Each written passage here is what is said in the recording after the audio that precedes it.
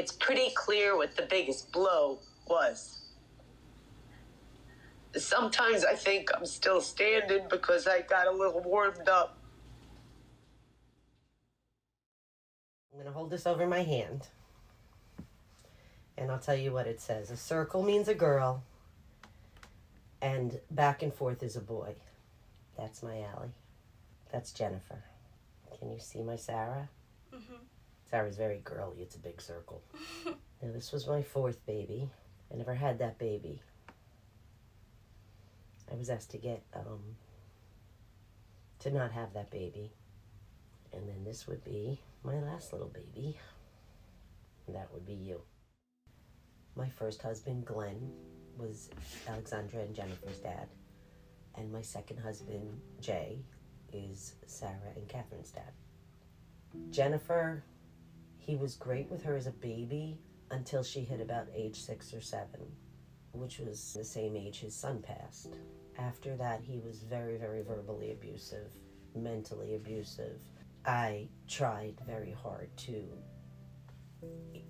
get in the middle of that and to try to make him understand that he wasn't doing her any good, and that, his comments and his, he commented on her weight, he commented on her behavior, he commented on everything. He would call her manipulative, and I don't know that a 7-year-old can be that manipulative. Not enough to, take down an adult. They really had no relationship other than it was hateful. It was hateful. Allie, on the other hand, it was toxic. It was friendly, messed up banter. It was borderline inappropriate. Like, he would put her down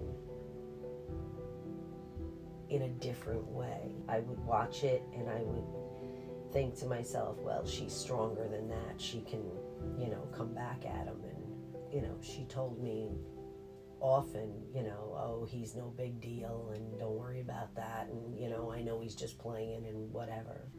But I didn't really know what was going on in the background. I'm going to drink this beer in less than 5 seconds. Ready? Yeah. 1, 2, 3, 4, 5. Oh! When I first met him, he was clean and sober, but he was clean. He was not sober. He was drinking, but not drinking heavily. The drugs and alcohol, he had been through rehab. When we got together and we started going out, things just escalated with him. But I didn't know about the drugs. That I didn't know about. Regretfully, I didn't get out of the marriage as soon as I probably should have, but, I was a little scared. It was my second one, and now I had 4 children. I'll never forget his face. That's the thing. I'll never forget his face. When you found out? When she actually was pronounced. What was his face like? It was just, fuck. Why do you think it was like that? Because he knew. He knew he had a lot to do with it. This is awesome. I had no idea what this was. This is cool. And we're doing the excursion to Harry's, the one with... Yes! My shirt! My shirt! Yes! She lasted about 24 hours, maybe, before she started coding over and over and over. And the doctor told me that if they kept reviving her,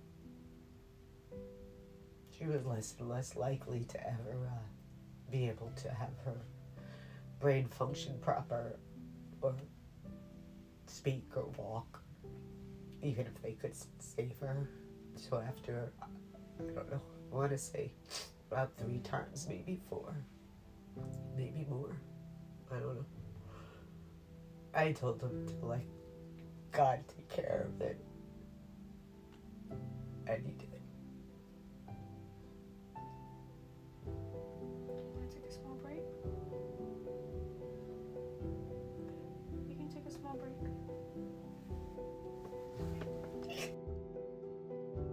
He introduced her to cooking.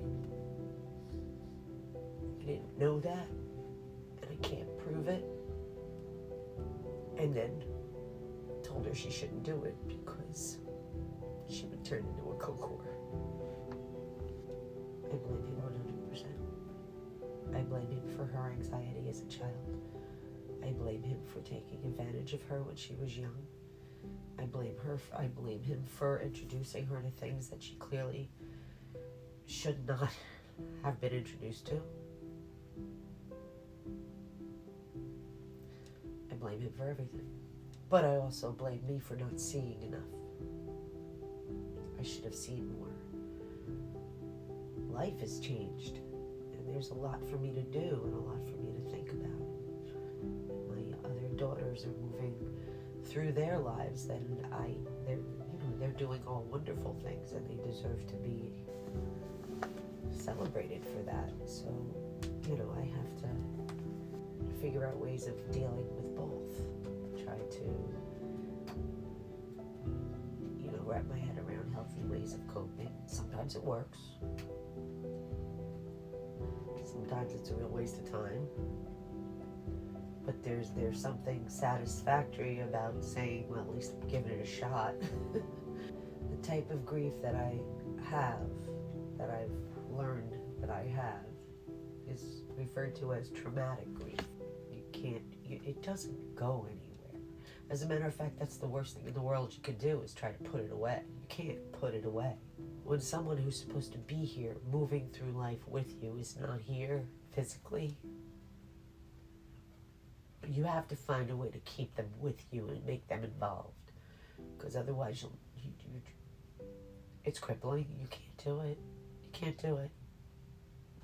So what advice would I give to a newly bereaved person that is dealing with traumatic grief? Don't try to fight it.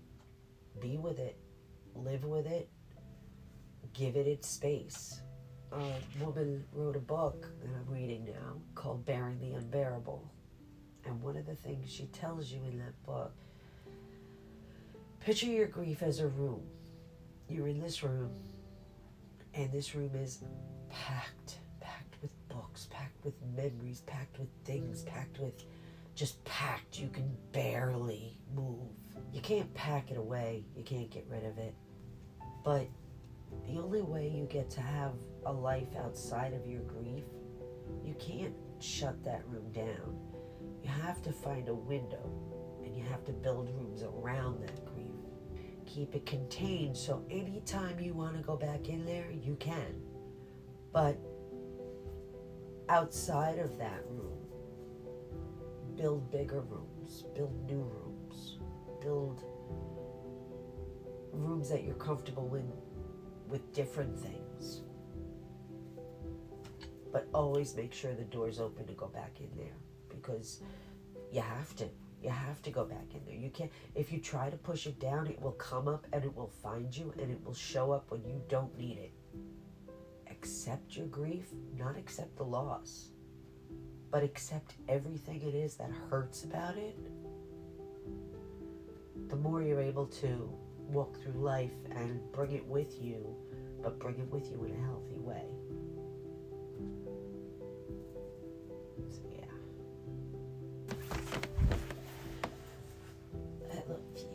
This is almost healing. It's good.